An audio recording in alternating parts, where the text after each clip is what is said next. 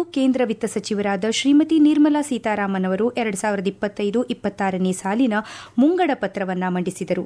ಇದರಲ್ಲಿ ಕೃಷಿ, ಯುವಜನತೆ, ಮಹಿಳೆಯರಿಗೆ ಮತ್ತು ಇಲೆಕ್ಟ್ರಿಕ್ ವೆಹಿಕಲ್ಗಳಿಗೆ ಹೆಚ್ಚಿನ ಒತ್ತನ್ನು ಕೊಟ್ಟಿದ್ದಾರೆ. ಈ ಬಜೆಟ್ ಕುರಿತಂತೆ ಸಾರ್ವಜನಿಕ ವಲಯದ ಅಭಿಪ್ರಾಯ ಹೇಗಿದೆ ಅನ್ನೋದನ್ನ ನಾವು ತಿಳ್ಕೊಳ್ಳೋಣ. ಮೊದಲಿಗೆ ನಮ್ಮ ಜೊತೆ ಮಾತಾಡ್ತಾರೆ ಅರ್ಥಶಾಸ್ತ್ರಜ್ಞರಾದಂತಹ ಪ್ರೊಫೆಸರ್ MR ನಾರಾಯಣ ಅವರು.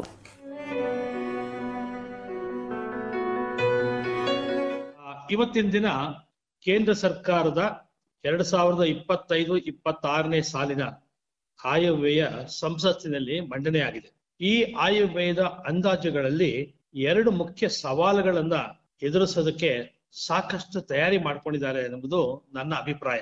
ಮೊದಲನೇದಾಗಿ, ನಮ್ಮ ದೇಶದ ಆರ್ಥಿಕ ಪ್ರಗತಿಯ ದರ 2025-26ನೇ ಸಾಲಿನಲ್ಲಿ ಗುರಿ ಇರತಕ್ಕಂಥದ್ದು 6.8%. ಹೆಚ್ಚಿನ ಪ್ರಗತಿ ಆದರೆ ಬಹಳಷ್ಟು ಸಂತೋಷವಾಗುತ್ತೆ.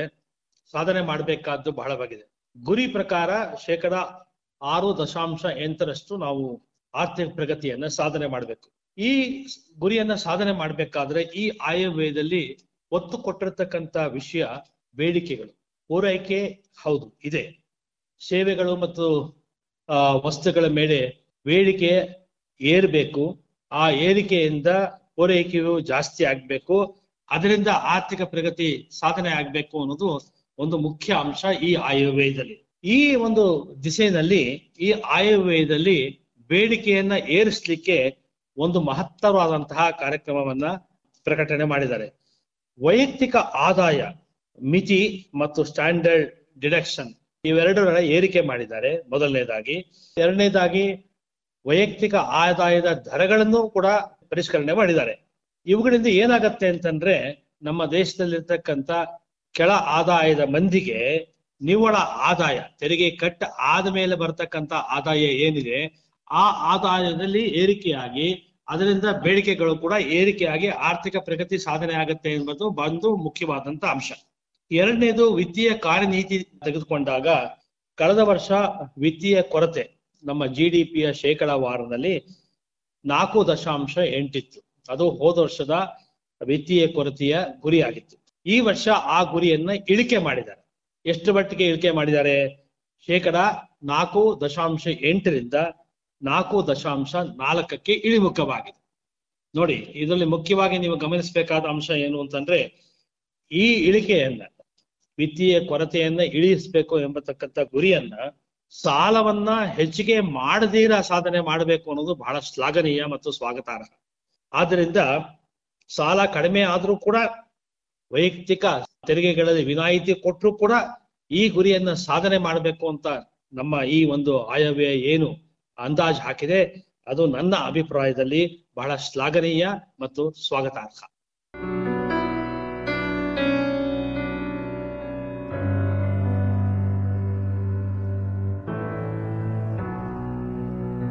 ಕೇಳ್ತಾ ಇದ್ದೀರಾ ಆಕಾಶವಾಣಿ ಬೆಂಗಳೂರು 101.3 FM.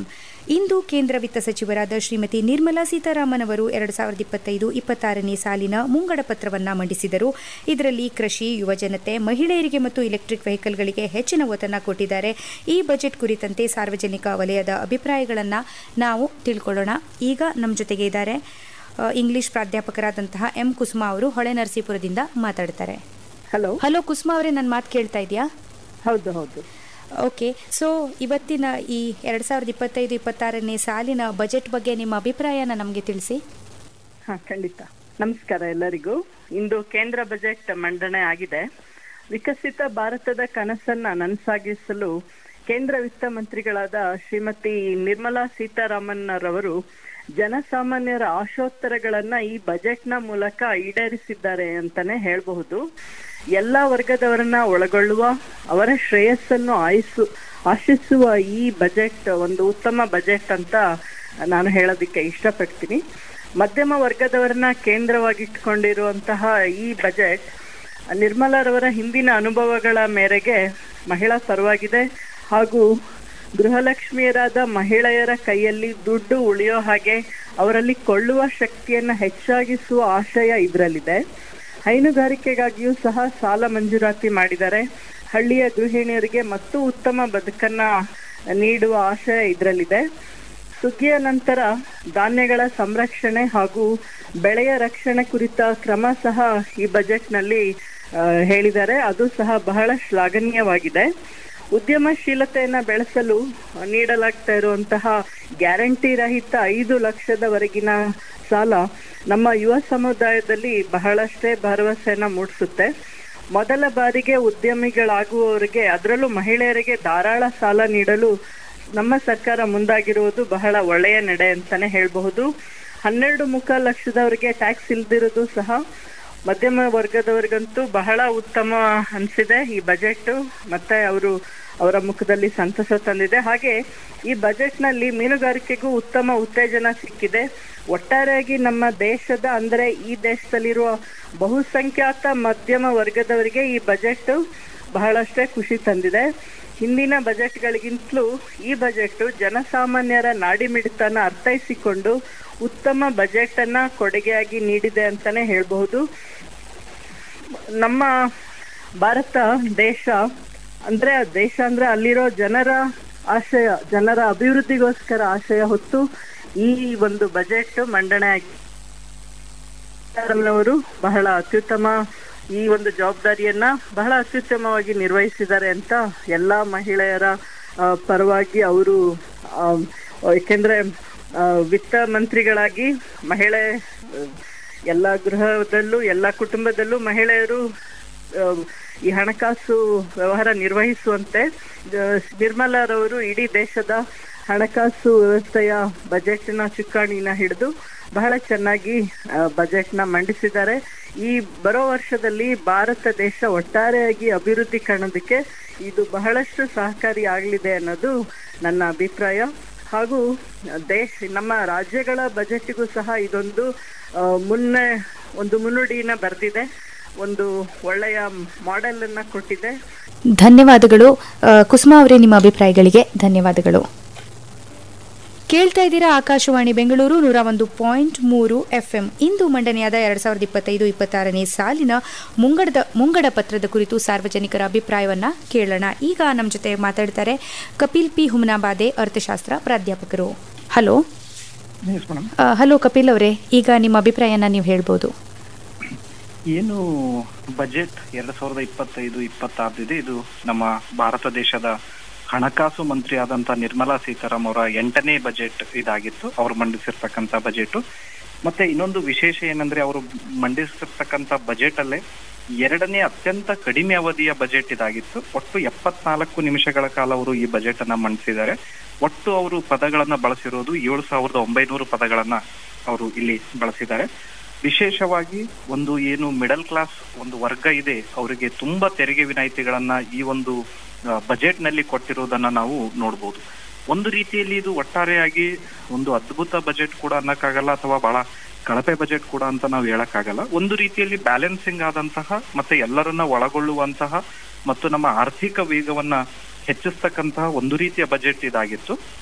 ಆಮೇಲೆ ಈ ಬಜೆಟ್ ಅಲ್ಲಿ ಮುಖ್ಯವಾಗಿ ಒಂದು ಶಿಕ್ಷಣಕ್ಕೆ ಏನು ಕೊಡುಗೆ ಸಿಕ್ಕಿದೆ ಅಂತ ನಾವು ನೋಡಿದಾಗ, ಒಟ್ಟು ಒಂದು 8 ಕೋಟಿ ಮಕ್ಕಳಿಗೆ ಒಂದು ಪೌಷ್ಟಿಕ ಆಹಾರವನ್ನ ಒದಗಿಸ್ತಕ್ಕಂತಹ ಒಂದು ಯೋಜನೆಯನ್ನ ಸರ್ಕಾರ ಇಲ್ಲಿ ಹಾಕೊಂಡಿದೆ. ಮತ್ತೆ ಒಂದು ಅಟಲ್ ಥಿಂಕಿಂಗ್ ಲ್ಯಾಬ್ಗಳನ್ನ ಸ್ಥಾಪಿಸ್ತಕ್ಕಂಥದ್ದು, ಒಂದು 50,000 ಸರ್ಕಾರಿ ಶಾಲೆಗಳಲ್ಲಿ ಅಟಲ್ ಥಿಂಕಿಂಗ್ ಲ್ಯಾಬ್ ಅನ್ನ ಪ್ರಾರಂಭ ಮಾಡತಕ್ಕಂತ ಅಂಶವನ್ನ ಕೂಡ ಸರ್ಕಾರ ಪರಿಗಣಿಸ್ತಾ ಇದೆ. ಒಟ್ಟು 5 ನ್ಯಾಷನಲ್ ಸ್ಕಿಲ್ ಸೆಂಟರ್ ಕೂಡ ಸ್ಥಾಪನೆಗೆ ಸರ್ಕಾರ ಮುಂದಾಗ್ತಾ ಇದೆ. ಆಮೇಲೆ ಇಂಡಿಯನ್ ಲ್ಯಾಂಗ್ವೇಜ್ ಗಳನ್ನ, ಪುಸ್ತಕಗಳನ್ನ ಒಂದು ಡಿಜಿಟಲ್ ಕರಣೀಕರಣ ಮಾಡ್ತಕ್ಕಂಥದ್ದು ಕೂಡ ಇಲ್ಲಿ ಸರ್ಕಾರ ನೋಡ್ತಾ ಇದೆ. ವಿಶೇಷವಾಗಿ ಏನಾಗಿದೆ ಅಂತ ಅಂದ್ರೆ, ಒಂದು ವಿತ್ತೀಯ ಕೊರತೆ ಅಂತ ಏನ್ ಕರಿತೀವಿ, ಅಥವಾ ನಾವು ಒಂದು ಕೋಶೀಯ ಕೊರತೆ ಅಂತ ನಾವೇನ್ ಕನ್ನಡದಲ್ಲಿ ಕರಿತೀವಿ, ಅದನ್ನ ನಾವು ಇಂಗ್ಲಿಷ್ ನಲ್ಲಿ ಫಿಸಿಕಲ್ ಡೆಫಿಶಿಯೇಟ್ ಅಂತ ಕರಿತೀವಿ. ಸರ್ಕಾರ ಅದನ್ನ ನಿರಂತರವಾಗಿ ಕಡಿಮೆ ಮಾಡೋದಕ್ಕೆ ಸತತ ಪ್ರಯತ್ನವನ್ನ ಮಾಡ್ತಾ ಇದೆ.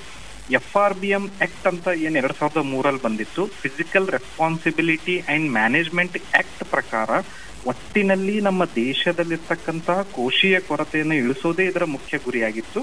ಸೊ 2025 ಮತ್ತು 26ನೇ ಸಾಲಿಗೆ ಅಂದ್ರೆ ಮುಂದೆ ಬರ್ತಕ್ಕಂಥ ಒಂದು ಹಣಕಾಸಿನ ಸಾಲಿನಲ್ಲಿ ಒಟ್ಟಿನಲ್ಲಿ ಕೃಷಿಯ ಕೊರತೆಯನ್ನ 4.4ಕ್ಕೆ ಒಂದು ತರ್ತಕ್ಕಂತ ಅಥವಾ ಆ ಮಟ್ಟಕ್ಕೆ ಇಳಿಸ್ತಕ್ಕಂಥ ಪ್ರಯತ್ನವನ್ನ ಸರ್ಕಾರ ಮಾಡುತ್ತೆ ಅಂತ ಹೇಳಿದೆ. ಯಾಕಂದ್ರೆ ಹೋದ ಒಂದು ಸಾಲಿನಲ್ಲಿ ನಾವು 2024-25ನೇ ಸಾಲಿನ ಒಂದು ಹಣಕಾಸು ವರ್ಷದಲ್ಲಿ ಒಟ್ಟಾರೆ ಕೃಷಿಯ ಕೊರತೆ ನೋಡಿದಾಗ 4.8 ಇತ್ತು. ಅದೊಂದು ಉತ್ತಮ ಸಾಧನೆ ಅಂತಾನೆ ಹೇಳ್ಬೋದು. ಯಾಕಂದ್ರೆ ಯಾವಾಗ ಕೃಷಿಯ ಕೊರತೆ ಕಡಿಮೆ ಆಗುತ್ತೋ ಅದು ಒಟ್ಟಾರೆ ಸರ್ಕಾರದ ಒಂದು ವೆಚ್ಚ ಏನಿದೆ ಅದು ಇಳಿಸ್ತಾ ಇದೆ ಅಂತ ನಾವು ಇಲ್ಲಿ ಹೇಳ್ಬೋದು. ಯಾಕಂದ್ರೆ ತುಂಬಾ ಸಾಲವನ್ನ ಏನ್ ತೋಳ್ತಾ ಇರುತ್ತೆ ಸರ್ಕಾರ ಹೊರಗಡೆಯಿಂದ, ಅದರ ಒಂದು ಭಾರ ಸರ್ಕಾರದ ಮೇಲೆ ಇಲ್ಲಿ ಕಡಿಮೆ ಆಗುತ್ತೆ ಅಂತಕ್ಕಂಥ ಮಾತನ್ನ ನಾವು ಇಲ್ಲಿ ಹೇಳ್ಬೋದು.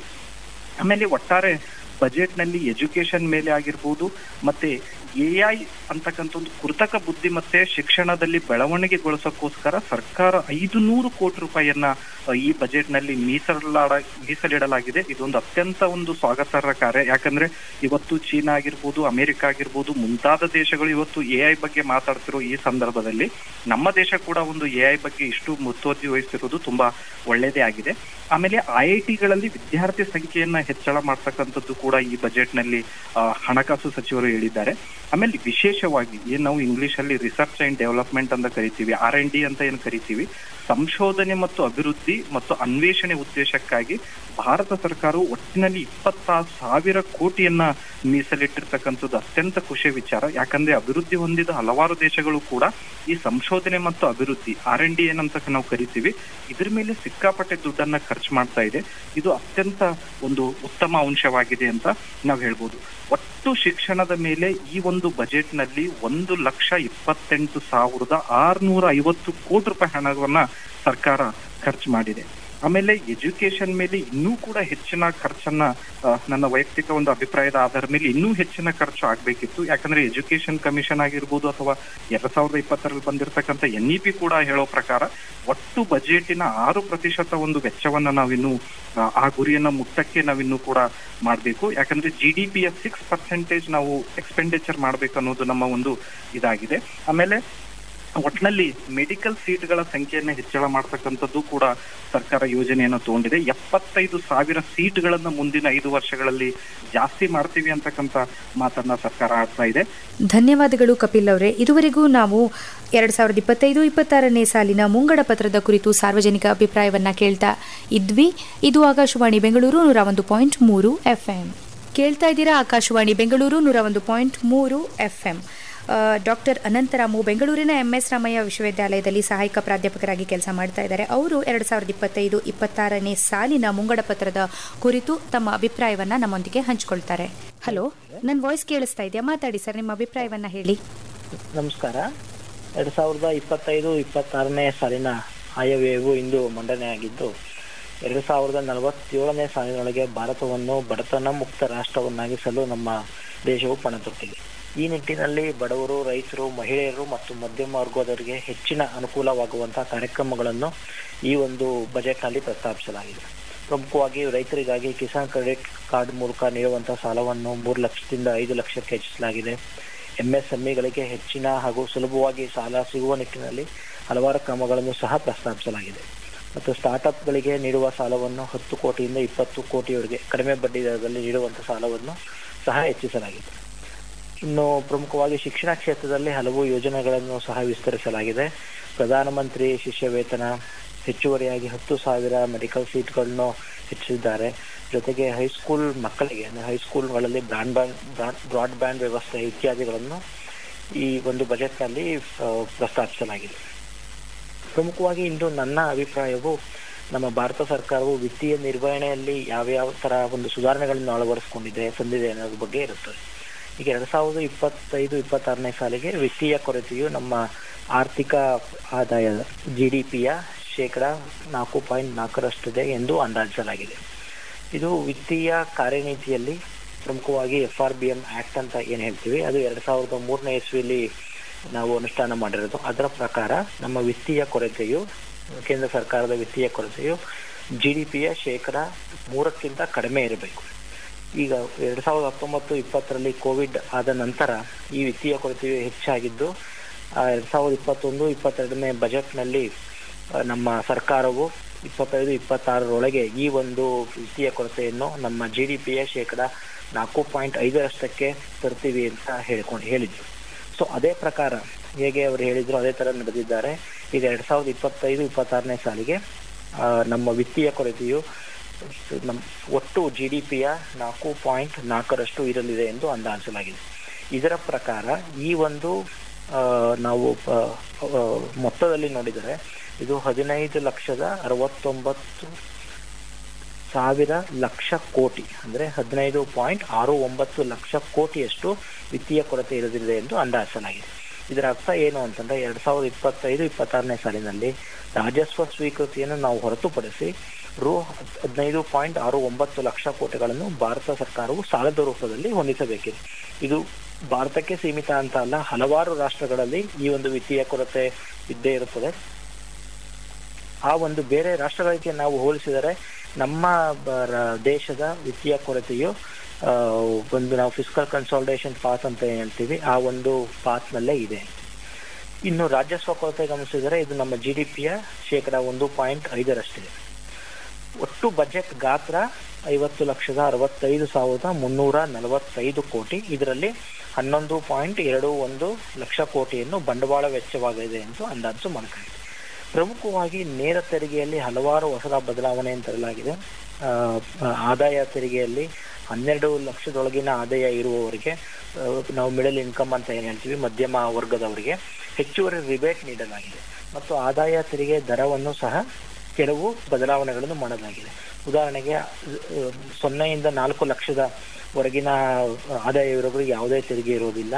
4 ಲಕ್ಷದಿಂದ 8 ಲಕ್ಷ ಆದಾಯ. ಡಾಕ್ಟರ್ ಅನಂತರಾಮು ಅವರೇ, ನಿಮ್ಮ ಅಭಿಪ್ರಾಯಗಳಿಗೆ ಧನ್ಯವಾದಗಳು. ಮತ್ತೆ ಮಾತಾಡೋಣ ಸರ್. Thank you.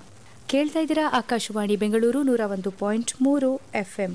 2025-26ನೇ ಸಾಲಿನ ಮುಂಗಡ ಪತ್ರದ ಕುರಿತು ತಮ್ಮ ಅಭಿಪ್ರಾಯವನ್ನು ನಮ್ಮ ಹತ್ರ ಹಂಚಿಕೊಳ್ಳಲಿದ್ದಾರೆ ಕಾರವಾರದ ನಿವೃತ್ತ ಬ್ಯಾಂಕ್ ವ್ಯವಸ್ಥಾಪಕರಾದಂತಹ ವಿಜಯಲಕ್ಷ್ಮಿ ಕೆರಳೀಕರ್ ಅವರು. ಹಲೋ ವಿಜಯಲಕ್ಷ್ಮಿ ಅವರೇ. ಹಲೋ, ಮಾತಾಡಿ, ನಿಮ್ಮ ಅಭಿಪ್ರಾಯವನ್ನು ನಮಗೆ ತಿಳಿಸಿ. ಎಲ್ಲರಿಗೂ ನಮಸ್ಕಾರ. ನಾನು ವಿಜಯಲಕ್ಷ್ಮಿ ಕೆರಳೀಕರ್, ಕಾರವಾರದಿಂದ, ನಿವೃತ್ತ ಕೆನರಾ ಬ್ಯಾಂಕ್ ಮ್ಯಾನೇಜರ್. 2025-26ರ ಆರ್ಥಿಕ ವರ್ಷಕ್ಕಾಗಿ ಕೇಂದ್ರ ವಿತ್ತ ಸಚಿವೆ ಶ್ರೀಮತಿ ನಿರ್ಮಲಾ ಸೀತಾರಾಮನ್ ಅವರು ತಮ್ಮ ಸತತ 8ನೇ ಬಜೆಟ್ ಮಂಡಿಸಿ ದಾಖಲೆ ನಿರ್ಮಿಸಿರುವುದು ಹೆಮ್ಮೆಯ ಸಂಗತಿ. 50 ಲಕ್ಷ ಕೋಟಿಯ ಈ ಬಜೆಟ್ನಲ್ಲಿ ಅವರೇ ಹೇಳಿರುವಂತೆ ದೇಶದ ರೈತ, ಯುವ, ನಾರಿ ಶಕ್ತಿ, ಕೈಗಾರಿಕೆ ಮತ್ತು ಬಡಜನರನ್ನು ನೆನಪಿಸಿಕೊಳ್ಳುತ್ತಾ $5 ಟ್ರಿಲಿಯನ್ ಆರ್ಥಿಕತೆ ಸಾಧಿಸಿ 2047ಕ್ಕೆ ವಿಕಸಿತ ಭಾರತ, ಅಭಿವೃದ್ಧಿ ಹೊಂದಿದ ಭಾರತವಾಗಿಸುವಲ್ಲಿ ಸ್ಪಷ್ಟ ಹೆಜ್ಜೆಗಳನ್ನು ಮೂಡಿಸುವಂತ ಬಜೆಟ್ ಮಂಡಿಸಿದ್ದಾರೆ. ಮಧ್ಯಮ ವರ್ಗದವರು ದೇಶಕ್ಕೆ ಆದಾಯ ತೆರಿಗೆ ಸಲ್ಲಿಸುವ ವರ್ಗವಾಗಿದ್ದು, ಇವರ ಕಾಣಿಕೆ ಗಮನಿಸಿ ಈ ಬಾರಿಯ ಬಜೆಟ್ನಲ್ಲಿ ಈ ವರ್ಗಕ್ಕೆ ಗಣನೀಯ ರಿಯಾಯಿತಿ ಕೊಟ್ಟಿದ್ದಾರೆ. 12 ಲಕ್ಷದವರೆಗಿನ ಆದಾಯಕ್ಕೆ ಯಾವುದೇ ತೆರಿಗೆ ಇಲ್ಲ. ಸ್ಟ್ಯಾಂಡರ್ಡ್ ಡಿಡಕ್ಷನ್ 75,000ಕ್ಕೆ ಮುಂದುವರಿಸಲಾಗಿದೆ. ಹಿರಿಯ ನಾಗರಿಕರ ಆದಾಯ ತೆರಿಗೆಯ ವಿನಾಯಿತಿಯನ್ನು 50,000ದಿಂದ 1 ಲಕ್ಷಕ್ಕೆ ಏರಿಸಲಾಗಿದೆ. TCS ಅಂದರೆ ಟ್ಯಾಕ್ಸ್ ಕಲೆಕ್ಷನ್ ಎಟ್ ಸೋರ್ಸ್ ಮಿತಿಯನ್ನು 7 ಲಕ್ಷದಿಂದ 10 ಲಕ್ಷಗಳಿಗೆ ಏರಿಸಿದ್ದಾರೆ. ಪ್ಯಾನ್ ಕಾರ್ಡ್ ಇಲ್ಲದಿದ್ದರೆ ತೆರಿಗೆ ಕೆಳವಾಗಲಿದೆ. IT ರಿಟರ್ನ್ ಸಲ್ಲಿಕೆಯ ಅವಧಿಯನ್ನು 4 ವರ್ಷಕ್ಕೆ ವಿಸ್ತರಿಸಿದ್ದಾರೆ. ಬಾಡಿಗೆ ವಿನಾಯಿತಿ ಮಿತಿಯನ್ನು 6 ಲಕ್ಷಕ್ಕೆ ಏರಿಸಲಾಗಿದೆ. ಶೈಕ್ಷಣಿಕ ಸಾಲದ ಮೇಲಿನ ತೆರಿಗೆ ಇಳಿಕೆ ಮಾಡಲಾಗಿದೆ. ಫಾರಿನ್ ಪೇಮೆಂಟ್ನಲ್ಲಿ 10 ಲಕ್ಷದವರೆಗೆ ಯಾವುದೇ ತೆರಿಗೆ ಇಲ್ಲ. ಕಿಸಾನ್ ಕಾರ್ಡ್ ಸಾಲ ಮಿತಿಯನ್ನು 3 ರಿಂದ 5 ಲಕ್ಷಕ್ಕೆ ಹೆಚ್ಚಿಸಿದ್ದಾರೆ. ಅತಿ ಸಣ್ಣ ಉದ್ಯಮಿಗಳಿಗೆ 10 ಲಕ್ಷ ಪ್ರತ್ಯೇಕ ಕ್ರೆಡಿಟ್ ಕಾರ್ಡ್ ಘೋಷಿಸಿದ್ದಾರೆ. ಮೇಡ್ ಇನ್ ಇಂಡಿಯಾ ಆಟಿಕೆಗಳಿಗೆ ವಿಶೇಷ ಪ್ರೋತ್ಸಾಹ ನೀಡಿದ್ದಾರೆ. ಗ್ರಾಮೀಣ ಭಾಗದಲ್ಲಿ 100% ಕುಡಿಯುವ ನೀರು ಪೂರೈಕೆಗೆ ಉತ್ತೇಜನ ನೀಡಲಾಗಿದೆ.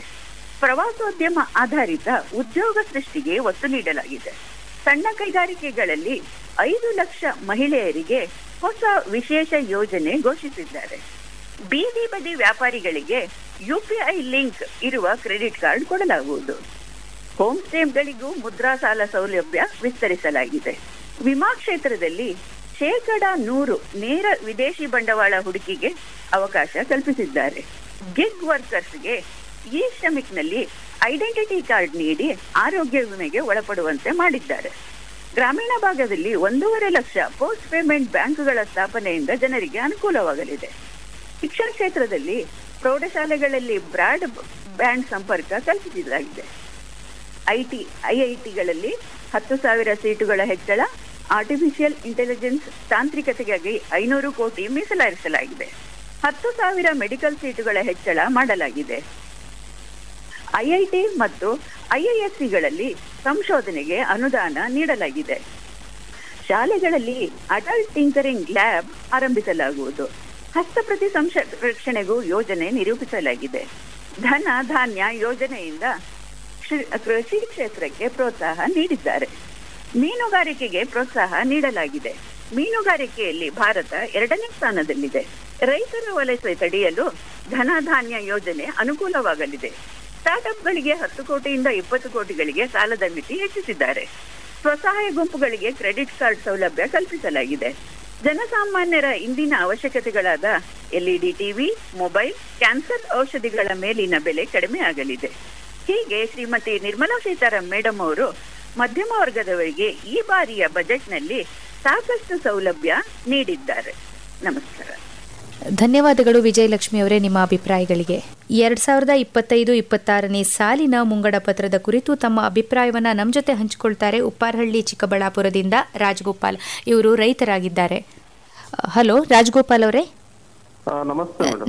ನಮಸ್ತೆ. ನಿಮ್ಮ ಅಭಿಪ್ರಾಯನ ನಮ್ಮ ಜೊತೆ ಹಂಚಿಕೊಳ್ಳಿ ಸರ್.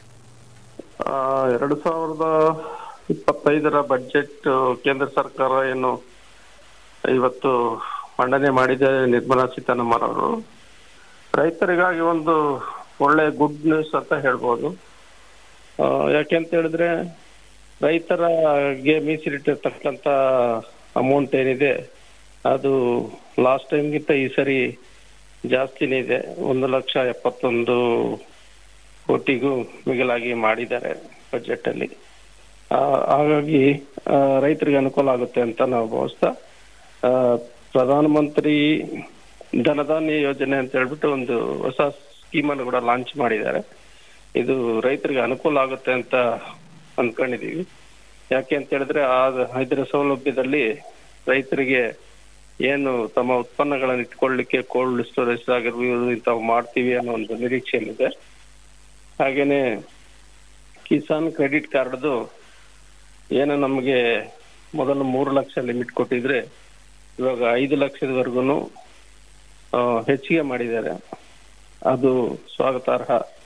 ನಮ್ಮ ರೈತರಿಗೆ ಬೆಳೆಗಳನ್ನ ಇಟ್ಕೊಳ್ಳಿಕ್ಕೆ, ಇದು ಬೇರೆ ಕೆಲಸಗಳಿಗೆ ಅನುಕೂಲ ಆಗುತ್ತೆ ಅಂತ ನಾವು ಭಾವಿಸ್ತಾ ಇದ್ವಿ. ಮತ್ತೆ ಏನಿದೆ ತರಕಾರಿ ಮತ್ತು ಹಣ್ಣುಗಳಿಗೆ ತೊಗರಿ ಮತ್ತೆ ಉದ್ದಿನ ಬೇಳೆ ಇವೆಲ್ಲಕ್ಕೂ ಬೆಂಬಲ ಬೆಲೆಗಳನ್ನ ಹೆಚ್ಚಿಸಬಹುದು ಅನ್ನೋ ಒಂದು ನಿರೀಕ್ಷೆಯಲ್ಲಿ ನಾವಿದ್ದೀವಿ. ಅದು ಹೇಳಿದ್ದಾರೆ. ಮತ್ತೆ ರೈತರಿಗೆ ಅನುಕೂಲ ಆಗುತ್ತೆ ಇವೆಲ್ಲನು. ಮತ್ತೆ MSP ಅಲ್ಲಿ ಕೂಡ ಕೆಲವೊಂದು ಧಾನ್ಯಗಳನ್ನ, ಸಿರಿಧಾನ್ಯಗಳನ್ನ ಇವೆಲ್ಲನ ಇನ್ಕ್ಲೂಡ್ ಮಾಡಿದ್ದಾರೆ. ಹಾಗಾಗಿ ರೈತರಿಗೆ ಅನುಕೂಲ ಆಗುತ್ತೆ ನಮ್ಗೆಲ್ಲಾನು. ಮತ್ತೆ national institute of food processing unit ಅಂತ ಹೇಳ್ಬಿಟ್ಟು ಮಾಡ್ತೀವಿ ಅಂತ ಹೇಳಿದ್ದಾರೆ. ಅದು ಯಾವ್ಯಾವ ಸ್ಟೇಟ್ ಅಲ್ಲಿ ಆಗುತ್ತೆ, ಯಾವ ಜಿಲ್ಲೆಗಳಲ್ಲಿ ಆಗುತ್ತೆ ಅದು ನೋಡ್ಬೇಕಾಗಿದೆ. ಅದು ಅನುಕೂಲ ಆಗ್ಬೋದು ರೈತರಿಗೆ ಅಂತ ಹೇಳಿ ಹೇಳ್ತೀವಿ. ಹಾಗೇನೆ ಹೊಸದಾಗಿ ಏನು ಯೂರಿಯಾ ಯೂನಿಟ್ಸ್ ಅನ್ನ 150 ಯೂರಿಯಾ ಯೂನಿಟ್ಸ್ ಅನ್ನ ಪ್ಲಾಂಟ್ಸ್ ಅನ್ನ ಮಾಡ್ತೀವಿ ಅಂತ ಹೇಳಿದ್ದಾರೆ. ಅದರ ರಸಗೊಬ್ಬರಗಳ ಮೇಲಿನ ಏನು ಇವತ್ತು ಕ್ಯೂ ಅಲ್ಲಿ ನಿಂತ್ಕೊಂಡು ತಗೊಳ್ಬೇಕಾದಂತ ಅವಶ್ಯಕತೆ ಇತ್ತಲ್ಲ ಮೊದಲು, ಅದು ಅವಶ್ಯಕತೆ ಇರೋದಿಲ್ಲ, ನಮಗೆ ಸಪ್ಲೈ ಆಗುತ್ತೆ ಅನ್ನೋ ಒಂದು ಭರವಸೆಯಲ್ಲಿ ನಾವಿದ್ದೀವಿ. ಮತ್ತೆ ಆತ್ಮನಿರ್ಭರ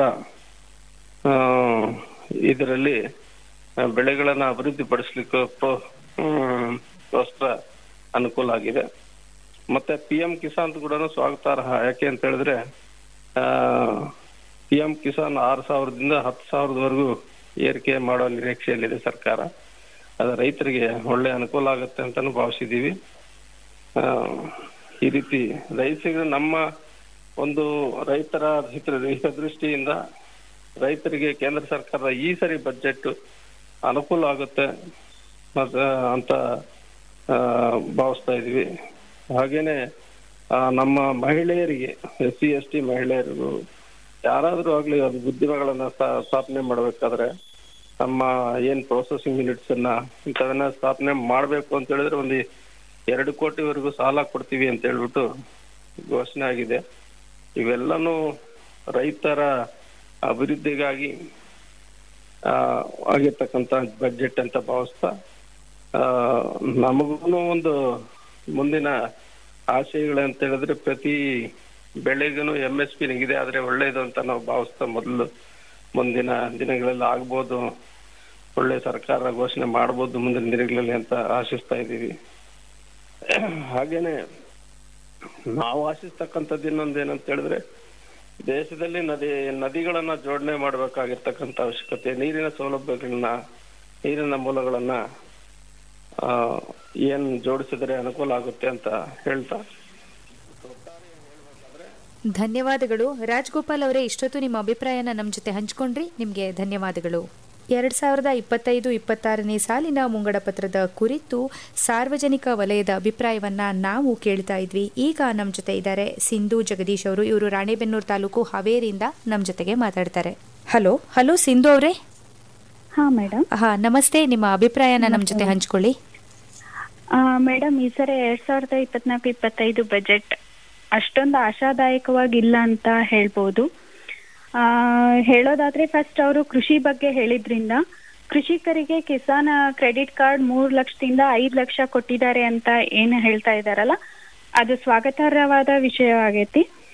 ಆದ್ರ ಏನು ಅಂದ್ರೆ ಇಲ್ಲಿ ಅತಿ ಸಣ್ಣ ರೈತರಿಗೆ ಮತ್ತೆ ಅತಿ ಸಣ್ಣ ಕೃಷಿಕಾರರಿಗೆ ಇದರಿಂದ ಯಾವುದೇ ತರದ ಪ್ರಯೋಜನಗಳು ಪಡ್ಕೊಳ್ಳೋದು ಸಾಧ್ಯವಾಗದೆ ಇರಬಹುದು ಅನ್ನೋದು ನನ್ನ ಅಭಿಪ್ರಾಯ ಆಗಿದೆ.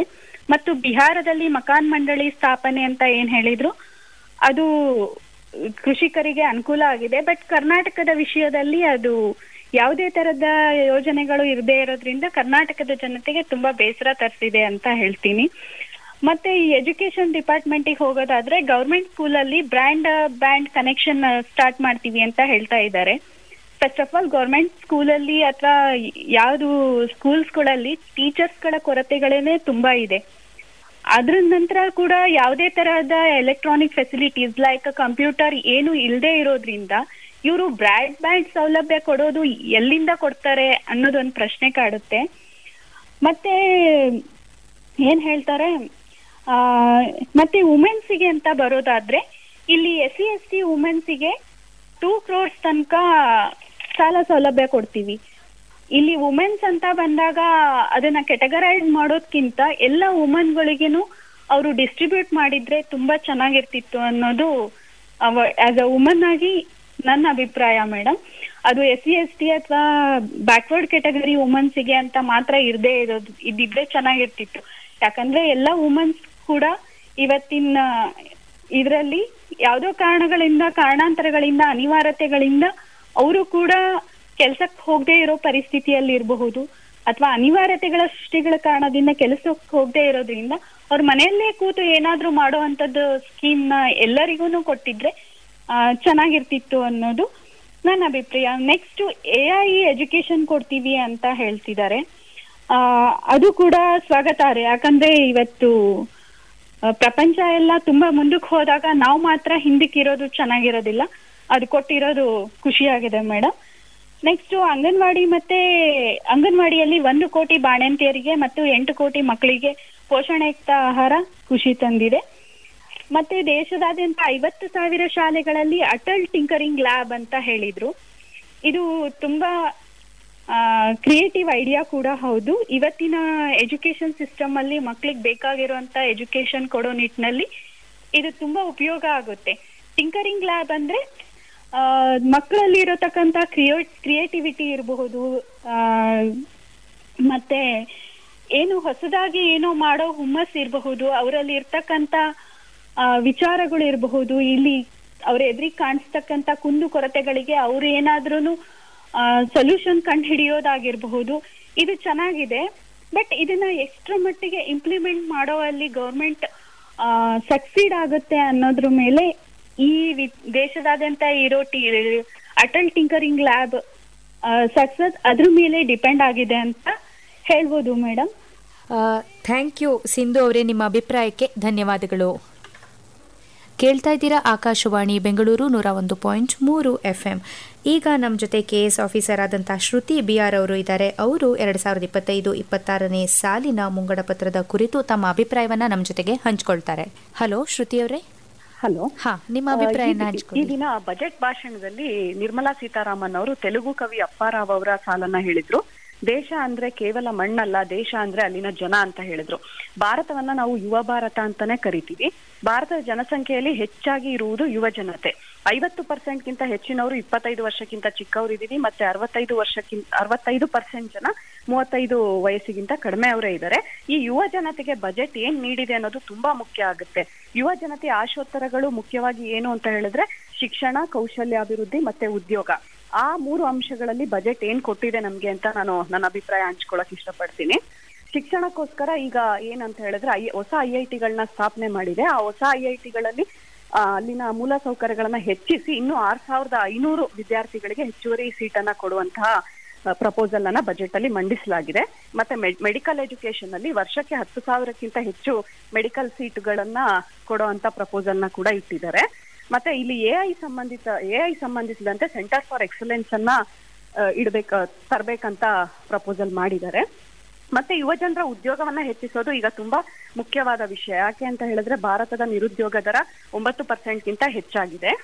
ಉದ್ಯೋಗ ಆಧಾರಿತ ಅಭಿವೃದ್ಧಿಯನ್ನ ಸಾಧಿಸಬೇಕು ಅನ್ನೋದು ಕೂಡ ಈ ಬಜೆಟಿನ ಒಂದು ಮುಖ್ಯವಾದ ಮೋಟೋ ಆಗಿ ಇಟ್ಕೊಂಡಿದ್ದಾರೆ. ಈ ಬಜೆಟ್ ಮುಖ್ಯವಾಗಿ ಯಾರನ್ನ ಉದ್ದೇಶಿಸಿದೆ ಅಂದ್ರೆ ಬಡವರು, ಯುವ ಜನತೆ, ರೈತರು ಮತ್ತು ಮಹಿಳೆಯರನ್ನೇ ಉದ್ದೇಶಿಸಿದೆ. ಆದ್ರೆ ಉದ್ಯೋಗವನ್ನ ಸೃಷ್ಟಿ ಮಾಡುವ ಸಲುವಾಗಿ ಕೃಷಿ ಕ್ಷೇತ್ರದಲ್ಲಿ ಅರೆ ಉದ್ಯೋಗದ ಪರಿಸ್ಥಿತಿಯನ್ನ ನಿರ್ಮೂಲನೆ ಮಾಡಕ್ಕೆ ತಂತ್ರಜ್ಞಾನ, ಹೂಡಿಕೆ ಮತ್ತೆ ಕೌಶಲ್ಯ ಹೆಚ್ಚಿಸೋಕೆ ಕ್ರಮನ ಕೈಗೊಂಡಿದ್ದಾರೆ. ಮತ್ತೆ ಮೈಕ್ರೋ, ಸ್ಮಾಲ್ ಅಂಡ್ ಮೀಡಿಯಂ ಎಂಟರ್ಪ್ರೈಸಸ್ಗೆ ಸಾಲ ಸೌಲಭ್ಯಗಳನ್ನ ಹೆಚ್ಚು ಮಾಡುವುದರ ಮೂಲಕ ಹೆಚ್ಚು ಉದ್ಯೋಗ ಸೃಷ್ಟಿಯನ್ನ ಮಾಡೋ ಉದ್ದೇಶ ಈ ಬಜೆಟ್ ಒಳಗೊಂಡಿದೆ. ಮತ್ತೆ ಯಾವುದು ಶ್ರಮ ಆಧಾರಿತವಾದ ವಲಯಗಳಿದೆ ಆ ವಲಯಗಳಲ್ಲಿ ಹೆಚ್ಚಿನ ಹೂಡಿಕೆ ಮಾಡುವ ಮೂಲಕ ಮತ್ತೆ ಆ ವಲಯಗಳಿಗೆ ಮೂಲ ವಸ್ತುಗಳು ಏನಿದೆ ಆ ವಸ್ತುಗಳ ಮೇಲೆ ತೆರಿಗೆ ದರವನ್ನ ಕಡಿಮೆ ಮಾಡುವ ಮೂಲಕ, ಫಾರ್ ಎಕ್ಸಾಂಪಲ್ ನಮ್ಮ ಮೀನುಗಾರಿಕಾ ವಲಯ ಮತ್ತೆ ಚರ್ಮ ಆಧಾರಿತ ವಲಯಗಳಲ್ಲಿ 22 ಲಕ್ಷಕ್ಕಿಂತ ಹೆಚ್ಚು ಉದ್ಯೋಗಗಳನ್ನ ಸೃಷ್ಟಿಸುವಂತಹ ಗುರಿಯನ್ನ ಈ ಬಜೆಟ್ ಹೊಂದಿದೆ. ಮತ್ತೆ ಯುವ ಜನರಿಗೆ ಸ್ಟಾರ್ಟ್ಅಪ್ ಗಳಲ್ಲಿ ಮತ್ತು MSMEಗಳಲ್ಲಿ ಹೆಚ್ಚಿನ ಸಾಲ ಸೌಲಭ್ಯವನ್ನ ಕೊಡುವಂತ ಉದ್ದೇಶನೂ ಹೊಂದಿದೆ. ಇಲ್ಲಿ ಸ್ವನಿಧಿ ಮತ್ತೆ ಮಹಿಳೆಯರಿಗೆ ಎಂಟರ್ಪ್ರಿನರ್ಶಿಪ್ಗೋಸ್ಕರನೂ ಸಾಲ ಸೌಲಭ್ಯಗಳನ್ನ ಒದಗಿಸ್ತಾ ಇದೆ. ಆದ್ರೆ ಅನ್ಎಂಪ್ಲಾಯ್ಮೆಂಟ್ ರೇಟ್ ಜಾಸ್ತಿ ಇರೋದ್ರಿಂದ ಈ ಎಲ್ಲಾ ಮೆಷರ್ಗಳ ಜೊತೆ ಇನ್ನು ಹೆಚ್ಚಿನ ಮೆಷರ್ ಬೇಕಿತ್ತು ಅಂತ ನನ್ಗನ್ಸುತ್ತೆ. ಅವಕಾಶ ಕೊಟ್ಟಿದ್ದಕ್ಕಾಗಿ ಧನ್ಯವಾದಗಳು. ಧನ್ಯವಾದಗಳು ಶ್ರುತಿ ಅವರೇ ನಿಮ್ಮ ಅಭಿಪ್ರಾಯಗಳಿಗೆ. ಕೇಳ್ತಾ ಇದ್ದೀರಾ ಆಕಾಶವಾಣಿ ಬೆಂಗಳೂರು 101.3 FM. ಇದುವರೆಗೂ ನೀವು 2025-26ನೇ ಸಾಲಿನ ಮುಂಗಡ ಪತ್ರದ ಕುರಿತು ಸಾರ್ವಜನಿಕರ ಅಭಿಪ್ರಾಯವನ್ನ ಕೇಳ್ತಾ ಇದ್ರಿ. ಈಗ ನಮ್ಮ ಜೊತೆ ಇನ್ನೊಬ್ಬರಿದ್ದಾರೆ, ನಿವೃತ್ತ ಬ್ಯಾಂಕ್ ವ್ಯವಸ್ಥಾಪಕರಾದಂತಹ RK ಬಾಲಚಂದ್ರ ಅವರು ಕೂಡ ತಮ್ಮ ಅಭಿಪ್ರಾಯನ ನಮ್ಮ ಜೊತೆಗೆ ಹಂಚ್ಕೋತಾರೆ. ನಮಸ್ಕಾರ. ಈ ಬಜೆಟ್ ನಮ್ಗೆ ಬಹಳ ಮುಖ್ಯ. ಯಾಕಂತಂದ್ರೆ ನಮ್ಮ ಸುತ್ತಮುತ್ತಲಿನ ಜಾಗತಿಕ ಅನಿಶ್ಚಿತೆಗಳು ಮತ್ತು ಭಾರತದ ಆರ್ಥಿಕ ಪ್ರಗತಿಯ ಮಂದಗತಿಯ ಹಿನ್ನೆಲೆಯಲ್ಲಿ ಹೂಡಿಕೆ, ಉದ್ಯೋಗ ಸೃಷ್ಟಿ ಮತ್ತು ಮೂಲ ಸೌಕರ್ಯಕ್ಕೆ ಹೆಚ್ಚಿನ ಒತ್ತು ನೀಡಬೇಕಾದ ಅನಿವಾರ್ಯತೆಯಲ್ಲಿ ಸರ್ಕಾರ ಇತ್ತು. ಅದರಲ್ಲೂ ಜನರಲ್ಲಿ ಕೊಳ್ಳುವ ಶಕ್ತಿಯನ್ನ ಹೆಚ್ಚಿಸುವ ನಿಟ್ಟಿನಲ್ಲಿ ಹಣದುಬ್ಬರವನ್ನ ನಿಯಂತ್ರಣ ಮಾಡಬೇಕಾದ ಅನಿವಾರ್ಯತೆ, ಉದ್ಯೋಗ ಸೃಷ್ಟಿ ಮಾಡಬೇಕಾದ ಅನಿವಾರ್ಯತೆ ಮತ್ತು ಆದಾಯ ಸೃಷ್ಟಿ ಮಾಡಬೇಕಾದ ಅನಿವಾರ್ಯತೆಗೆ ಹೆಚ್ಚಿನ ಪ್ರಾಧಾನ್ಯತೆಯನ್ನು ನೀಡಿಕೊಂಡು ಈ ಬಜೆಟ್ ಅನ್ನ ಮನ್ನಣೆ ಅಂತ ಹೇಳ್ಬೋದು. ಮೊದಲನೇದಾಗಿ ರೈತರಿಗೆ ಒಂದಿಷ್ಟು ಹೆಚ್ಚು ಸಾಲವನ್ನ ನೀಡುವ ದೃಷ್ಟಿಯಿಂದ ಕಿಸಾನ್ ಕ್ರೆಡಿಟ್ ಕಾರ್ಡಿನ ಮಿತಿಯನ್ನ 3 ಲಕ್ಷದಿಂದ 5 ಲಕ್ಷಕ್ಕೆ ಹೆಚ್ಚಿಸಲಾಗಿದೆ. ಈ ಸಲ ಅನೌನ್ಸ್ ಮಾಡಿದಂತಹ ಒಂದು ಕಾರ್ಯಕ್ರಮ ಅಂತಂದ್ರೆ ಪ್ರಧಾನಮಂತ್ರಿ ಧನ್ ಧಾನ್ಯ ಕೃಷಿ ಯೋಜನೆ ಅಂತ. ಇದರಲ್ಲಿ ಕೇವಲ 100 ಜಿಲ್ಲೆಗಳನ್ನ ಮಾತ್ರ ಒಳಗೊಳ್ಳುತ್ತೆ ಅಂತ ಹೇಳೋದು ಸ್ವಲ್ಪ ನೋವಿನ ಸಂಗತಿ. ಇದು ಉತ್ಪಾದಕತೆಯನ್ನ ಹೆಚ್ಚಿಸುವ ಗುರಿಯನ್ನ ಹೊಂದಿರುವಂತ ಸ್ಕೀಮ್ ಆಗಿರೋದ್ರಿಂದ ಅಗಾಧವಾದ ಜನಸಂಖ್ಯೆ ಇರುವಂತ, ವಿಸ್ತೀರ್ಣ ಇರುವಂತ ನಮ್ಮ ದೇಶಕ್ಕೆ 100 ಜಿಲ್ಲೆ ಸ್ವಲ್ಪ ಕಡಿಮೆ ಆಯ್ತು. ಇನ್ನು ಕರ್ನಾಟಕಕ್ಕೆ ಸಂಬಂಧಪಟ್ಟ ಹಾಗೆ ಮೇಕ್ ಇನ್ ಇಂಡಿಯಾ ಬ್ರ್ಯಾಂಡ್ ನೊಂದಿಗೆ ಆಟಿಕೆಗಳ ವಲಯವನ್ನಾಗಿ ಮಾಡೋದಕ್ಕೆ ಜಾಗತಿಕ ಮಟ್ಟದಲ್ಲಿ ಭಾರತವನ್ನ ಪ್ರೊಜೆಕ್ಟ್ ಮಾಡೋ ಸಲುವಾಗಿ ಈ ಯೋಜನೆಯನ್ನು ಜಾರಿಗೊಳಿಸುತ್ತೆ ಅಂತ ಕೇಂದ್ರ ಸರ್ಕಾರ ಇವತ್ತಿನ ಬಜೆಟ್ ನಲ್ಲಿ ಹೇಳಿದೆ. ಇದು ಚನ್ನಪಟ್ಟಣವನ್ನ ಕೇಂದ್ರೀಕರಿಸಿಕೊಂಡೇ ಈ ಯೋಜನೆಯನ್ನ ಮಾಡಿದ್ದಾರೆ ಅಂತ ಅನಿಸ್ತಾರೆ. ಇನ್ನು ಬಹಳ ಮುಖ್ಯವಾಗಿ ಶಿಕ್ಷಣ ಕ್ಷೇತ್ರಕ್ಕೆ ಯೋಚನೆ ಮಾಡಿದ್ರೆ ಅಟಲ್ ಟಿಂಕರಿಂಗ್ ಲ್ಯಾಬ್ ಅಂತ ಹೇಳಿ ಇದು ನಾವೀನ್ಯತೆ ಮತ್ತು ಉದ್ಯಮಶೀಲತೆಯ ಸಂಸ್ಕೃತಿಯನ್ನ ಬೆಳೆಸೋದಕ್ಕೆ 2021ರಲ್ಲಿ ಸ್ಥಾಪನೆ ಮಾಡಿದ್ದು. ಇದು ಸ್ಟೆಮ್ ಅಂತ ನಾವು ಕರಿತೇವೆ. ವಿಜ್ಞಾನ, ತಂತ್ರಜ್ಞಾನ, ಎಂಜಿನಿಯರಿಂಗ್ ಮತ್ತು ಗಣಿತದ ವಿದ್ಯಾರ್ಥಿಗಳಿಗೆ ಕೌಶಲ್ಯವನ್ನು ಅಭಿವೃದ್ಧಿ ಪಡಿಸೋದಕ್ಕೆ ರೂಪಿಸಿರುವಂತಹ ವೇದಿಕೆ. ಬಟ್ ಮುಂದಿನ 5 ವರ್ಷದಲ್ಲಿ 50,000 ಅಟಲ್ ಟಿಂಕರಿಂಗ್ ಲ್ಯಾಬ್ ಅನ್ನ ಸ್ಥಾಪಿಸಲಾಗುವುದು ಅಂತ ಹೇಳಿದ್ದಾರೆ. ನಮ್ಮ ದೇಶದ ಯುತ್ತಿನ ಸಂಖ್ಯೆಗಳನ್ನ ಗಮನಿಸ್ಕೊಂಡ್ರೆ ಇದು ತುಂಬಾ ಕಡಿಮೆ ಅಂತ ಅನಿಸ್ತದೆ. ಇನ್ನು ಮುಂದುವರೆದು ಅವ್ರು ಹೇಳ್ತಾ ಇರೋದು, ಕಲಿಕೆಯ ಅನುಭವಗಳು ಮತ್ತು ನವೀನ ತಂತ್ರಜ್ಞಾನದ ಮೂಲಕ ಶೈಕ್ಷಣಿಕ ಫಲಿತಾಂಶಗಳನ್ನ ಸುಧಾರಿಸಲಿಕ್ಕಂತಾನೆ ಕೃತಕ ಬುದ್ಧಿಮತ್ತೆಯನ್ನ, ಆರ್ಟಿಫಿಷಿಯಲ್ ಇಂಟೆಲಿಜೆನ್ಸ್ ಅನ್ನ ಆಧರಿಸಿದಂತ ಸೆಂಟ್ರಲ್ ಆಫ್ ಎಕ್ಸಲೆನ್ಸ್ ಅನ್ನ ಸ್ಥಾಪಿಸೋದಕ್ಕೆ 500 ಕೋಟಿ ರೂಪಾಯಿಯನ್ನ ಮೀಸಲಿಡ್ತೇವೆ ಅಂತ ಹೇಳಿದ್ದಾರೆ.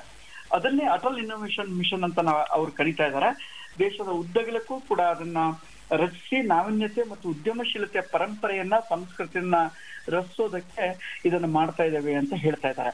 ಇನ್ನು ಬಹಳ ಮುಖ್ಯವಾಗಿ ಕೋವಿಡ್ ನಂತರದ ಸಂದರ್ಭದಲ್ಲಿ ಇವತ್ತು ಕೇವಲ ಡಿಗ್ರಿ ಪಡ್ಕೊಂಡು ಲಕ್ಷಾಂತರ ಯುವಕರು ಹೊರಗಡೆ ಬರ್ತಾ ಇದ್ದಾರೆ. ಆದ್ರೆ ಉದ್ಯೋಗದ ಸೃಷ್ಟಿಯ ಸಂದರ್ಭದಲ್ಲಿ ಕೇವಲ ಸರ್ಟಿಫಿಕೇಟ್ ಸಾಕಾಗೋದಿಲ್ಲ, ಅವರಿಗೆ ಬೇಕಾಗಿರೋದು ಎಕ್ಸ್ಟ್ರಾ ಕೇಳ್ತಾರೆ ಅವರು. ಆ ಎಕ್ಸ್ಟ್ರಾ ಇವತ್ತು ಬೇರೆಯವರೆಲ್ಲರೂ ತಾವು ಅದರಲ್ಲಿ ನಿಮ್ಗೆ ಅದು ಕೊಡ್ತೇವೆ ಇದು ಕೊಡ್ತೇವೆ ಅಂತ ಹೇಳ್ತಾ ಇದ್ದಾರೆ. ಅದಕ್ಕೆ ತುಂಬಾ ಹಣ ವ್ಯಯ ಮಾಡ್ತಾ ಇದ್ದಾರೆ ನಮ್ಮ ಯೂತ್ಸ್. ಆದ್ರೆ ಅದನ್ನ ಇಂಪ್ರೂವ್ ಮಾಡೋದಕ್ಕೆ ಇವರು ಒಂದು ಸಣ್ಣ ಸ್ಕೀಮ್ಗಳನ್ನ ಇಟ್ಕೊಂಡಿದ್ದಾರೆ. ಉನ್ನತ ಶಿಕ್ಷಣಕ್ಕೆ ಮತ್ತು ಇರುವಂತ ಶಾಲೆಗಳಲ್ಲಿ ಭಾರತೀಯ ಭಾಷಾ ಪುಸ್ತಕಗಳ ಡಿಜಿಟಲ್ ರೂಪವನ್ನ ಒದಗಿಸೋದಕ್ಕೆ ಭಾರತೀಯ ಭಾಷಾ ಪುಸ್ತಕ ಯೋಜನೆಯನ್ನ ಪ್ರಾರಂಭ ಮಾಡ್ತಾ ಇದ್ದಾರೆ. ಇದ್ರ ಜೊತೆಗೆ ಸ್ಕಿಲ್ ಎನ್ಹಾನ್ಸ್ಮೆಂಟ್ ಕೂಡ ಇಂಪಾರ್ಟೆಂಟ್ ಕೊಡಬೇಕಾಗಿತ್ತು. ಸ್ಕಿಲ್ ಎನ್ಹಾನ್ಸ್ಮೆಂಟ್ ಗೆ ಯಾವುದೇ ರೀತಿಯ ಇಂಪಾರ್ಟೆಂಟ್ ಅನ್ನ ಕೊಟ್ಟಿಲ್ಲ. ಆದ್ರೆ ಎಲ್ಲ ಸರ್ಕಾರಿ ಮಾಧ್ಯಮಿಕ ಶಾಲೆಗಳಿಗೆ ಮತ್ತು ಪ್ರಾಥಮಿಕ ಆರೋಗ್ಯ ಕೇಂದ್ರಗಳಿಗೆ ಬ್ರಾಡ್ಬ್ಯಾಂಡ್ ಸಂಪರ್ಕ ಕೊಡೋ ವಿಚಾರವನ್ನ ಮಾಡಿದ್ದಾರೆ. ಇನ್ನು ಬ್ಯಾಂಕಿಂಗ್ ಸೆಕ್ಟರ್ಗೆ ಬಂದ್ರೆ, ಈಗ ನಮ್ಮಲ್ಲಿ ಗ್ರಾಮೀಣ ಭಾಗದಲ್ಲಿ ಕೆಲಸ ಮಾಡ್ತಿರುವಂತಹ 1.5 ಲಕ್ಷ ಪೋಸ್ಟ್ ಆಫೀಸ್ಗಳನ್ನ ಹೆಚ್ಚಳ ಮಾಡುವಂತ ಗುರಿ ಇಟ್ಕೊಂಡು ಇಂಡಿಯಾ ಪೋಸ್ಟ್ ಅನ್ನ ಪ್ರಮುಖ ಸಾರ್ವಜನಿಕ ಲಾಜಿಸ್ಟಿಕ್ ಸಂಸ್ಥೆಗೆ ಪ್ರವೇಶಿಸೋದಕ್ಕೆ ಯೋಚನೆ ಮಾಡಿದ್ದಾರೆ. ಇನ್ನು ಮೊದಲ ಬಾರಿಗೆ ಉದ್ಯಮ ಆರಂಭಿಸುವಂತಹ SC/ST ಸಮುದಾಯ ಹಾಗೂ ಮಹಿಳೆಯರಿಗೆ 2 ಕೋಟಿ ರೂಪಾಯಿವರೆಗೂ ಸಾಲ ನೀಡುವುದಾಗಿ ಘೋಷಣೆ ಮಾಡಿದ್ದಾರೆ. ಆದ್ರೆ ಈ ಘೋಷಣೆ ಕಾರ್ಯಗತವಾಗತ್ತಾ ಅನ್ನೋದನ್ನ ನಾವು ಯೋಚನೆ ಮಾಡಬೇಕು. ಕ್ರೆಡಿಟ್ ಗ್ಯಾರಂಟಿ ಕವರ್ ಅನ್ನ ಹೆಚ್ಚಿಸಲಾಗಿದೆ. ಇದು ಒಳ್ಳೆಯ ಲಕ್ಷಣ. ಯಾಕಂದ್ರೆ ಇದರಿಂದ ಸ್ಮಾಲ್ ಮತ್ತು ಮೀಡಿಯಂ ಉದ್ಯಮಗಳಿಗೆ 5ರಿಂದ 10 ಕೋಟಿವರೆಗೆ ಸಾಲ ಕೊಡ್ತೇವೆ ಅಂತ ಹೆಚ್ಚುವರಿಯಾಗಿ ಕೊಡುವ ವಿಷಯಗಳನ್ನು ಹೇಳಿದ್ದಾರೆ. ಅಂದ್ರೆ ಇದರಿಂದ ಸ್ಟಾರ್ಟ್ಅಪ್ ಗಳಿಗೆ ತುಂಬಾ ಅನುಕೂಲ ಆಗುತ್ತೆ. ಇನ್ನು ಉದ್ಯಮ ಪೋರ್ಟಲ್ ನಲ್ಲಿ ನೋಂದಾಯಿಸಲಾದಂತಹ ಸೂಕ್ಷ್ಮ ಉದ್ಯಮಗಳಿಗೆ ಅಂದ್ರೆ ಮೈಕ್ರೋ ಎಂಟರ್ಪ್ರಿನರ್ಸ್ಗೆ 5 ಲಕ್ಷದ ಮಿತಿಯೊಂದಿಗೆ ಕಸ್ಟಮೈಸ್ ಮಾಡಿದ ಕ್ರೆಡಿಟ್ ಕಾರ್ಡ್ ಪರಿಚಯ ಮಾಡ್ತಾರ ಒಳ್ಳೆಯ ಬೆಳವಣಿಗೆ. ಇನ್ನು ಇನ್ಸೂರೆನ್ಸ್, ಸೀನಿಯರ್ ಸಿಟಿಜನ್ಸ್ ಇವನ್ನೆಲ್ಲ ಯೋಚನೆ ಮಾಡಿದಾಗ ಇವತ್ತು GSTಯ ಹೊರೆ ತುಂಬಾ ಕಾಡ್ತಾ ಇದೆ. ವಿಮಾ ವಲಯದಲ್ಲಿ FDI ಮಿತಿಯನ್ನ 74% ಹೆಚ್ಚಿಗೆ ಮಾಡಲಾಗುತ್ತೆ ಅನ್ನೋದು ಈ ಸಲದ ಬಜೆಟ್ ನಲ್ಲಿ ಹೇಳಿದ್ದಾರೆ. ಇದರಿಂದ ಏನಾಗತ್ತಂದ್ರೆ ಇಲ್ಲಿ ಕಲೆಕ್ಟ್ ಮಾಡಿದಂತ ಸಂಪೂರ್ಣ ಪ್ರೀಮಿಯಂ ಅನ್ನ ಇಲ್ಲೇ ಹೂಡಿಕೆ ಮಾಡುವ ಕಂಪನಿಗಳಿಗೆ ಈ ಮಿತಿ ಲಭ್ಯ ಇರೋದ್ರಿಂದ ಅವ್ರು ಇನ್ನೇನಾದ್ರೂ ಕನ್ಸನ್ ಜನಸಾಮಾನ್ಯರಿಗೆ ಕಳಿಸ್ಬಹುದು ಅಂತ ಹೇಳಿ ನಿರೀಕ್ಷೆ ಮಾಡಬಹುದು. ಇನ್ನು ಅಂತಾರಾಷ್ಟ್ರೀಯ ವ್ಯಾಪಾರಕ್ಕಾಗಿ ಡಿಜಿಟಲ್ ಸಾರ್ವಜನಿಕ ಮೂಲ ಸೌಕರ್ಯ ಇದು ಬಹಳ ಇಂಪಾರ್ಟೆಂಟ್ ಆಗಿದೆ. ಭಾರತ ಟ್ರೇಡ್ ನೆಟ್ ಅಂತ ಹೇಳಿ BTN ಅಂತ ಇದನ್ನ ಕೂಡ ಪ್ರಾರಂಭ ಮಾಡುವಂತ ನಿರೂಪಣೆಯನ್ನ ನೀತಿಯನ್ನ ಮಾಡ್ತಾರೆ. ಇನ್ನು ಬಹಳ ಮುಖ್ಯವಾಗಿ ಬೀದಿ ಬದಿ ವ್ಯಾಪಾರಿಗಳಿಗೆ ಈಗಾಗಲೇ PM ಸ್ವನಿಧಿ ಅಂತ ಸಾಲ ಕೊಡ್ತಾ ಇದ್ರು. ಅದು ಟ್ರೆಂಚ್ 1 ಟ್ರೆಂಚ್ 2 ಅಂತ ಇತ್ತು. 10,000 20,000 ಪ್ರಾಮಾಣಿಕವಾಗಿ ರಿಪೇ ಮಾಡಿದವರಿಗೆ. ಈಗ ಅದನ್ನ ಇನ್ನೂ ಒಂದು ಮುಂದುವರೆದು ಈ ಶ್ರಮ ಪೋರ್ಟ್ ನಲ್ಲಿ ಆನ್ಲೈನ್ ಮತ್ತು ನಗರ ಕೆಲಸಗಾರರಿಗೆ ಗುರುತಿನ ಕಾರ್ಡ್ ಅನ್ನ ಕೊಡೋದ್ರ ಮೂಲಕ ನೋಂದಣಿಯನ್ನ ಕೊಡ್ತಾ ಇದ್ದೇವೆ ಅಂತ ಹೇಳ್ತಾ ಇದ್ದಾರೆ. ಆಮೇಲೆ ಬಹಳ ಮುಖ್ಯವಾಗಿ 30,000ವರೆಗೆ ಈ ಮಿತಿಯನ್ನ ಈ ಸಲಕ್ಕೆ ಬಜೆಟ್ ನಲ್ಲಿ ಅನೌನ್ಸ್ ಮಾಡಿದ್ದಾರೆ. UPI ಲಿಂಕ್ ಮಾಡಿದ ಕ್ರೆಡಿಟ್ ಕಾರ್ಡ್ ಗಳನ್ನ ಕೂಡ ಅವರಿಗೆ 30,000 ಮಿತಿಯಲ್ಲಿ ಕೊಡ್ತೇವೆ ಅಂತ ಹೇಳ್ತಾ ಇದ್ದಾರೆ. ಇನ್ನು ಪ್ರವಾಸಿ ತಾಣಗಳನ್ನ ಬಗ್ಗೆ ಯೋಚನೆ ಮಾಡ್ಕೊಂಡ್ರೆ, ಪ್ರವಾಸಿ ತಾಣಕ್ಕೆ ಸಂಬಂಧಪಟ್ಟ ಹಾಗೆ ಮುದ್ರಾ ಲೋನ್ ಅನ್ನ ಅದಕ್ಕೆ ಲಿಂಕ್ ಮಾಡ್ತಾ ಇದ್ದಾರೆ. ಆದ್ರೆ ಇದು ಕೇವಲ 50 ಪ್ರವಾಸಿ ತಾಣ ಅಂತ ಹೇಳಿರೋದು ಸ್ವಲ್ಪ ಬೇಸರದ ಸಂಗತಿ. ನಮ್ಮ ಜನಸಂಖ್ಯೆ ಮತ್ತು ವ್ಯಾಪ್ತಿಯನ್ನ ನೋಡ್ಕೊಂಡಾಗ ದೊಡ್ಡ ಪ್ರಮಾಣದಲ್ಲಿ ಇದು ಆಗ್ಬೇಕಾಗಿತ್ತು. ಬಹಳ ಮುಖ್ಯವಾಗಿ ಈ ಬಜೆಟ್ ಮೇಲೆ ಎಲ್ಲರಿಗಿದ್ದ ನಿರೀಕ್ಷೆ ಟ್ಯಾಕ್ಸ್ ಬಗ್ಗೆ, ವೇತನದ ಮೇಲೆ. ಬಾಲಚಂದ್ರ ಅವರೇ, ನಿಮ್ಮ ಅಭಿಪ್ರಾಯಗಳಿಗೆ ಧನ್ಯವಾದಗಳು. ಕೇಳ್ತಾ ಇದ್ದೀರಾ ಆಕಾಶವಾಣಿ ಬೆಂಗಳೂರು ಮತ್ತು 101.3 FM. ಇದುವರೆಗೂ 2025-26ನೇ ಸಾಲಿನ ಮುಂಗಡ ಪತ್ರದ ಬಗ್ಗೆ ಸಾರ್ವಜನಿಕರ ಅಭಿಪ್ರಾಯಗಳನ್ನು ನೀವು ಕೇಳ್ತಾ ಇದ್ರಿ. ಕಾರ್ಯಕ್ರಮಕ್ಕೆ ಸಹಕಾರವನ್ನು ನೀಡಿದವರು ಎಲ್ಲೋ ನಂದನ್ ಕುಮಾರ್, ಹಾಗೆ ಕಾರ್ಯಕ್ರಮದ ಸಮಗ್ರ ನಿರ್ವಹಣೆ ನೂತನ್ ಎಸ್ ಕದಂ. ಇಷ್ಟೊತ್ತು ನಿಮ್ಮ ಜೊತೆ ಇದ್ದಿದ್ದು ನಿಮ್ಮ RJ ಸ್ನೇಹ. ಈ ಕಾರ್ಯಕ್ರಮ ಆಕಾಶವಾಣಿ ಬೆಂಗಳೂರು ಕೇಂದ್ರದ ಕೊಡುಗೆ.